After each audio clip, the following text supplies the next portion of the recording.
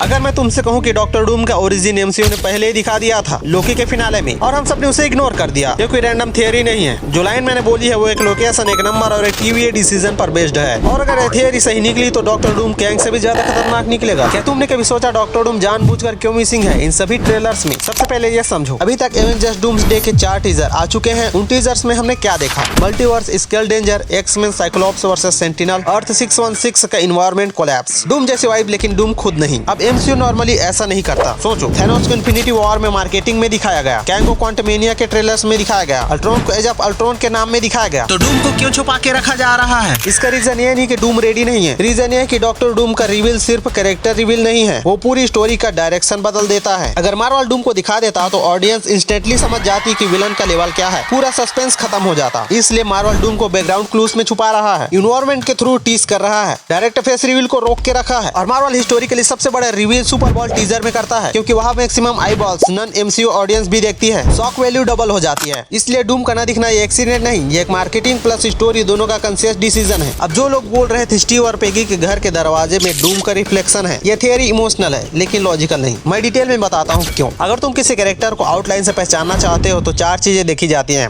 पहला, चलने का तरीका। क्रिस इवांस का चलने के अंदाज में कॉन्फिडेंस होता है, वो आराम से चौड़े कदमों से चलता है और उसके कंधे में कोई जकड़न नहीं होती। आरडीजे छोटे कदमों से चलते हैं और उनका शरीर थोड़ा कसा हुआ लगता है, जो उनकी शारीरिक रूपरेखा दिखाई जा रही है वो टाइट पोस्चर को दर्शाती है। उसका चलने का अंदाज बिल्कुल स्टीव रॉजर्स जैसा है। दूसरा, कंधों की चौड़ाई। स्टीव रॉजर्स की बॉडी बिल्ड चौड़ी होती है, आरडीजे की बॉडी बिल्ड पतली होती है, जो आउटलाइन दिख रही है उसमें साफ साफ चौड़े कंधे दिखाई दे रहे हैं। तीसरा, बालों की शेप, ये सबसे इंपॉर्टेंट है। क्रिस इवांस के बाल साइड से ऊपर उठे हैं, क्लीन कर्व। आरडीजे के बाल ज्यादा फ्लैट, बैकवर्ड स्लिक, उतना वॉल्यूम नहीं। आउटलाइन में जो हेयर आउटलाइन है वो क्रिस इवांस के हेयर पैटर्न से मैच करता है, आरडीजे का हेयर वैसा नेचुरली होता ही नहीं। चौथा, सिर का झुकना। स्टीव रॉजर्स का झुकाव सामान्य और संतुलित होता है, आरडीजे का सिर का झुकाव थोड़ा आगे की तरफ होता है। यहाँ सिर का झुकाव बिल्कुल स्टीव रॉजर्स से मैच हो रहा है। इसका मतलब ये डूम नहीं, ये स्टीव रॉजर्स ही है। पर इसका मतलब ये बिल्कुल नहीं कि डूम स्टोरी में नहीं है। इसका मतलब इतना है, मार्वल डूम को चीप रिफ्लेक्शन रिवील में वेस्ट नहीं करेगा। डूम को जब दिखाएगा तब पूरा सीन डूम का होगा। अब आते हैं उन चीजों पर जो डायरेक्टली डूम को हिंट करती हैं पर बिना नाम लिए। पहला, सेंटिनल वर्सेस साइक्लॉप्स।